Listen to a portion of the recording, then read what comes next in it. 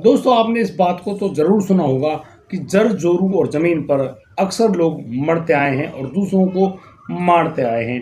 दोस्तों, मैं आपको आज ऐसी बात के बारे में चर्चा करने वाला हूं जहां पर लोगों ने दूसरों की ज़मीनों को हड़पने के लिए ऐसे-ऐसे षड्यंत्र बनाए हैं, ऐसे-ऐसे काम किए हैं।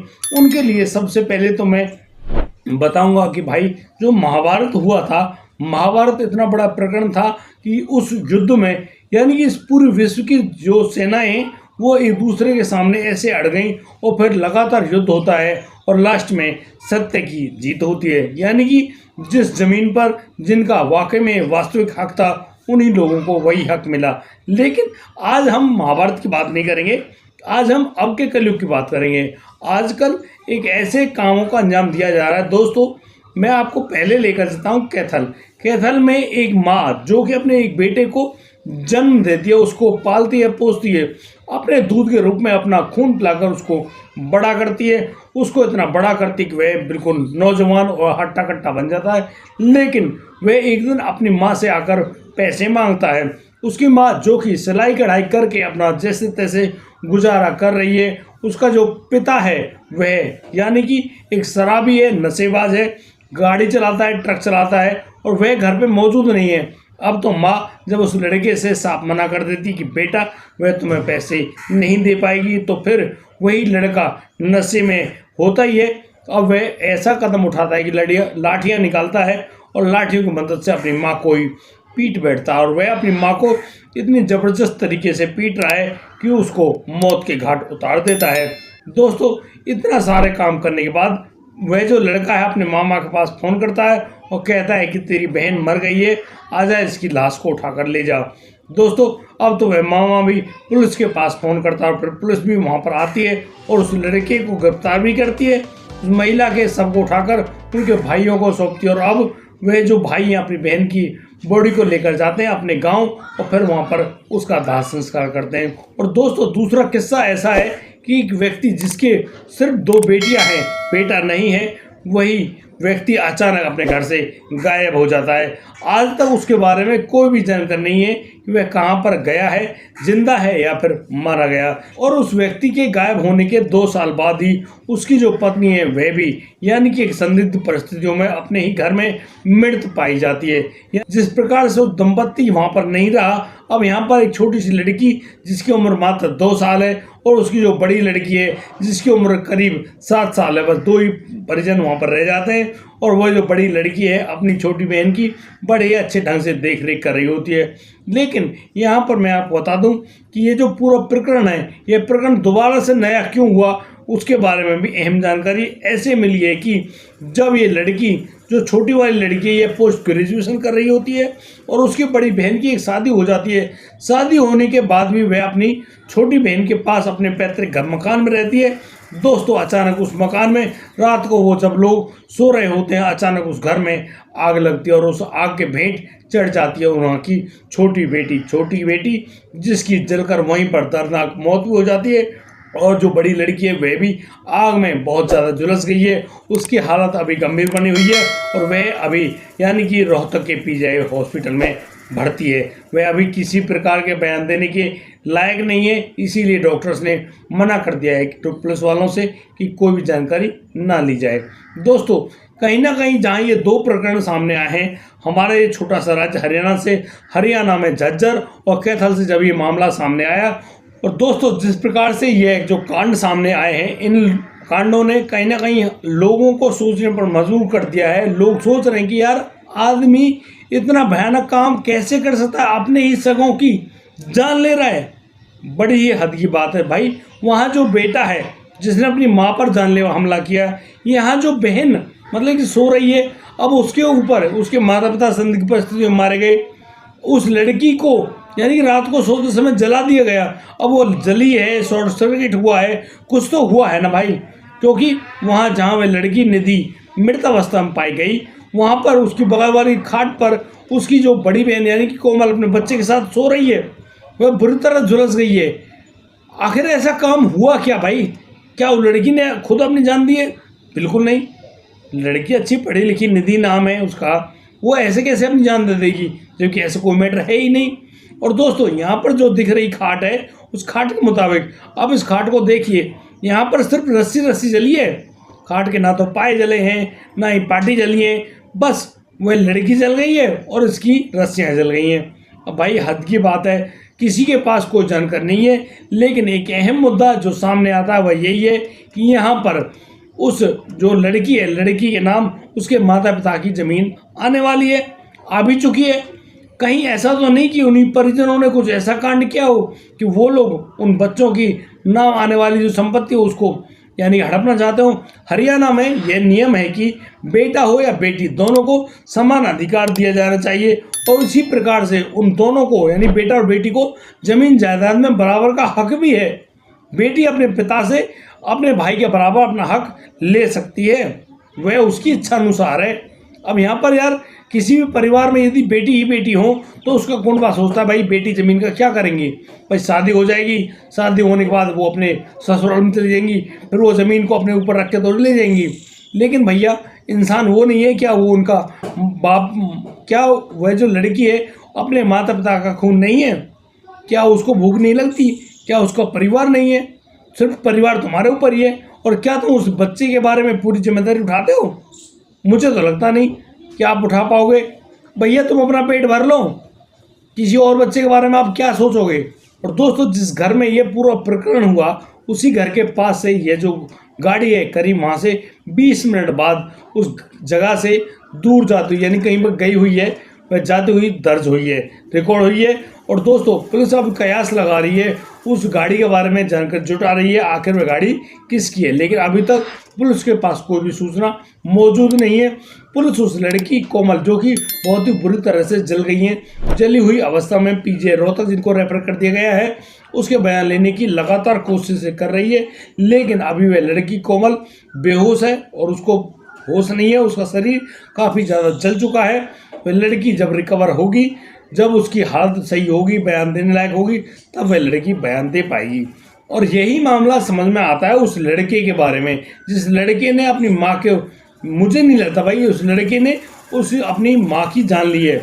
हो सकता है यहाँ पर उस लड़के के जो परिजन है यानी कि जिस घर की वह बहू है उन लोगों ने कुछ ऐसा ही काम कर दिया हो, क्योंकि यदि किसी घर में से कोई भी पति नशेबाज निकल आता है तो फिर उसकी जो ज़मीन जायदाद है उस पर उसके जो परिजन है यानी कि परिवार है वह ऐसी नज़र बनाए रखता है कि भाई कब यह नशेबाज यहाँ से मरे, उसकी ज़मीन उसके हाथ चढ़े, बस उनके बल्ले बल्ले। और फिर वो कयास भी लगाते हैं। और आजकल लोगों ने अपनी दुश्मनी निकालने के लिए कुछ ऐसे हथकंडे अपना रखे हैं कि वो अपने पड़ोसियों को अपने पास बुलाते हैं, उनको गलत आदतें डालते हैं, उनको खाना पीना सिखाते हैं। और जब उनको ये आदतें पड़ जाती हैं फिर तो भैया उनको वो चीज़ चाहिए। अब वो किसी की जान लें या किसी को मारे पीटे कुछ भी करें, लेकिन उनको वह चीज़ चाहिए ही चाहिए। इसीलिए वो इस प्रकार की प्रक्रिया को अंजाम देते हैं। मुझे तो यही लगता है भैया उस लड़के ने जिसने अपनी माँ की जान ली है शायद उसके सामने कुछ ऐसी परिस्थिति बनकर आई हो और शायद उसने इसी प्रक्रिया को अंजाम दिया हो। लेकिन लगता नहीं है भाई उस लड़के ने इस प्रक्रिया को अंजाम दिया है, शायद किसी और ने उसकी माँ की जान ले ली है और फिर उस लड़के को पैसे देने के लालच में उसको बहका लिया और वह लड़का अब अपनी माँ की हत्या करने का जो जुर्म अपने सर पर ले लेता है। लेकिन दोस्तों बड़ी हैरानी की बात कि शादी होने के बाद किसी भी औरत का दाह संस्कार उसकी ससुराल में किया जाता है, ना कि उसके मायके में। और यदि किसी औरत का, शादीशुदा औरत का दाह संस्कार उसके मायके में हो रहा है तो यह उसके ससुराल जनों के बारे में, पूरे गांव के बारे में नाक कटवाने के बराबर है। ऐसा कभी भी नहीं हो सकता। लेकिन वो लोग कितने घिनौने होंगे। और मैं बताऊं आपको, आज हरियाणा का कोई भी गांव सुरक्षित नहीं है। यहाँ तक कि मैं दक्षिण हरियाणा से बात कर रहा हूँ, दक्षिण हरियाणा में हमारे अपने गांव में नशेबाज इस प्रकार से अपनी नशे की प्रक्रिया को अंजाम दे रहे हैं। शराब तो छोड़ो, अब तो सूखा नशा, काला नशा, भैया क्या क्या नाम रखे हुए हैं। सब कुछ यहाँ पर ऐसे मिलते हैं जैसे बच्चों को जगह जगह पर नुक्कड़ की दुकानों पर टॉफियाँ मिलती हैं। कहीं जाओ, कहीं से ब्राउन शुगर पर भैया कुछ भी ले लो, सब कुछ अवेलेबल है। लेकिन ये आया कहाँ से भाई? इसको लाने वाला भी तो कोई होगा। कभी आपने इस बात पर विचार किया? इस प्रक्रिया को देने वाला, बताने वाला कौन है? मैं बताऊं आपको, इस प्रक्रिया को सबसे पहले लाने वाले यहाँ पर जो किसान आंदोलन के नाम पर जो खतरनाक और आतंकी थे वो लोग उस आंदोलन में सम्मिलित हुए और यहाँ आम जनता को उन गलत आदतों को सौंप कर गए। और भैया गलत आदत तो पड़ गई, कुछ दिन तो रही, फिर उसके बाद क्या होगा? अब आप नोट खर्च करोगे, बच्चों को मारो पीटो कुछ भी करो, आपको वह नशा तो लाना पड़ेगा ही। और जब आप उस नशा को लाओगे अपने घर में करोगे तो शांति तो भंग होगी ही। भाई साहब, उड़ता पंजाब आपने देखा है, उड़ता पंजाब में स्थिति बिल्कुल सेम थी। यानी कि घर घर में आज एक मरता है, कल दो मरते हैं, हर घर में एक ना एक दो हत्याएं होती ही हैं। वह क्यों हुई? हत्या नहीं है, मौतें हैं भाई। वे उन नशेबाजों की मौतें, जब उनको पैसा नहीं मिलता, वो कहीं से उनकी पूर्ति नहीं होती, तो फिर वो अपना शरीर पूरा कर ही लेते हैं। कोई कहीं पर लटक रहा है, कोई कहीं पर लटक रहा है, किसी के बारे में कोई जानकारी नहीं है। और अब ये काम हमारे गाँव में भी होने लगा है। और इस प्रक्रिया को कौन अंजाम दे रहा है? भाई साहब, मैं कहता हूँ सबसे पहले जो इसका दोषी है वह है प्रशासन। और प्रशासन की जो हल्की नज़र है, भैया प्रशासन का क्यों ना हो। देखो गांव में सरपंच, जब सरपंची इलेक्शन होता है ना, गांव का सरपंच अपने घर बिठाकर घर घर शराब पहुंचाकर नशे को ऐसे बांटता है जैसे कि लड्डू जलेबी हो। भैया नशा करने के बाद क्या होगा? अरे इलेक्शन है, 10-20 दिन फ्री पी लेंगे, उसके बाद फिर दुनिया भर की बेटी बहू मौत के घाट उतारी जाएंगी, उनको पीटा जाएगा। और नशा कहाँ से आए भाई? वो पैसा कहाँ से आए? ये पैसा लाके देने वाला कौन है? शुरुआत होती है सरपंचों से। अगर सरपंच मजबूत तो पंच नहीं करेंगे। और दोस्तों, यदि सरपंच मजबूत तो गांव में नशा नहीं बिकेगा, और गांव में जब नशा नहीं बिकेगा तो बिकेगा ही नहीं। इस काम को करने वाला सरपंच होता है, और सरपंच के साथ इस पूरी प्रक्रिया में साथ निभाने वाले होते हैं उसके पंच। लेकिन पंच 10-10 हज़ार रुपये में बिक जाते हैं। 2,000 दो, जिसको 2,000 मिले वो उसी के एवज में बात करता है। फालतू की बात नहीं। 2-2 हज़ार रुपये में बिकने वाले इन लोगों को आप पंच चुनते हो, सरपंच चुनते हो। ऐसे लोगों को, घिनौने लोगों को, जो अपने ही गांव को बर्बाद करने में आगे बढ़ते हैं, शराब नशा बेचते हैं। कैसे मांग लो इलेक्शन के टाइम में, आप किसी भी उम्मीदवार से कैसे नशा मांग लो, वो आपको वो नशा ला कर ही देगा। चाहे अपनी माँ बहन करा कर लाएगा जरूर। वो आपसे साफ सुथरा मना नहीं कर सकता, क्योंकि उसको लालच है वोटों का। और दोस्तों, इन वोटों से ज़िंदगी नहीं चलती है। 5 साल सरपंच रह लेगा, 2, 4, 10, 20 लाख 1 करोड़ कमा लेगा, उसके बाद जो उन लोगों की हृदय की जो वेदना है, जो हृदय से निकली हुई गालियाँ हैं ना, वो आपको कहीं पर जीवित रहने के लायक नहीं छोड़ेगी। मान लो भैया, सभी सरपंचों से कह रहा हूँ और भविष्य में होने वाले सरपंचों से कह रहा हूँ, आपका ये शासन प्रशासन बहुत ही घटिया है। और भैया हमारे गांव की कहानी तो कुछ अलग ही है, कुछ ज़्यादा ही अलग है। कहा जाता है राम से और गाम से किसी की पार नहीं बसाती है, लेकिन लोग भगवान राम से भी और गाम से भी ऐसा बैर कर बैठे हैं भैया, फिर तो ठाकुर जी जाने, भगवान बचाए ऐसे लोगों से। लेकिन जिस प्रकार से भैया ये कांड सामने अभी तो झज्जर के थल में आ रहे हैं, कुछ दिनों बाद यहाँ भी होंगे, फिर क्या करोगे आप? सोचना जरा गहराई से। बुद्धिजीवियों, अपनी बुद्धि को जरूर लगाना, मेरी इन बातों पर विचार जरूर करना। और दोस्तों, इस पूरे घटना में सुनाने को उद्देश्य किसी को परेशान करना नहीं है, किसी का दिल दुखाना नहीं है, लेकिन अपनी बातों को दूसरे लोगों के दिलों में उतारने का मकसद रखा गया है। क्योंकि ये सीख सबक दोनों चीज़ देती हैं। कहीं ना कहीं हमें दूसरों पर उंगली उठाने से पहले अपने भीतर झांक लेना चाहिए कि वाकई में क्या हम नशा करते हैं, नहीं। हाँ, एक हंसने वाली बात और बता दूं, बहुत से लोग हमारी इस वीडियो को सुनकर यह सोच रहे होंगे, यार खुद तो नशा किए बैठा है। भैया, ये आवाज़ नशे की नहीं है, वरना मैं आपसे 1-1 करोड़ रुपए की शर्त लगाता हूँ, नशा करने के बाद आप लोग ऐसे बोल के दिखाना। आपको अभी सच्चाई नहीं मालूम, सच्चाई जिस दिन मालूम चलेगी उस दिन पता पड़ जाएगा। भाई साहब, पिछवाड़े के टक टूट जाएंगे। इतना आसान नहीं होता।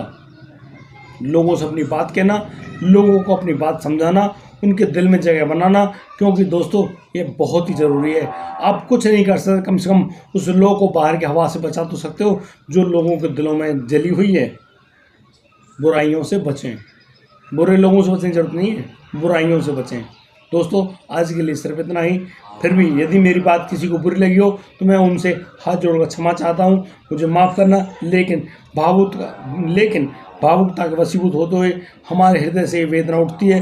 हम बारंबार आपसे फिर क्षमा चाहते हैं, भैया हमको माफ़ करना, लेकिन ज़रूर एक बार इस बात को गहराई से ज़रूर सोचना कि ये बात जायज़ है या नाजायज़ है।